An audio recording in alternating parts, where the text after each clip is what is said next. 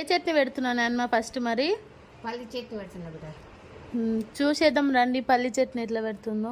ఇవి 3 పచ్చలు పల్లి దబ్బలు. ఓ గ్లాస్ పల్లి పొడి అనమ్మా. ఇప్పుడు ఏం చేయాలి? ఉప్పు వేసుకోవాలి,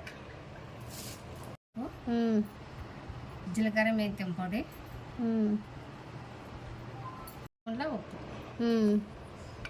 మనకు టేస్ట్ తక్కువ అయితే మళ్ళీ వేసుకోవచ్చు, మొదలైతే ఎక్కువైతే కష్టం కదా.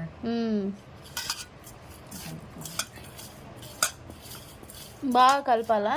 బాగా కలపాలి. కలిపినాక నూనె వేయాలి.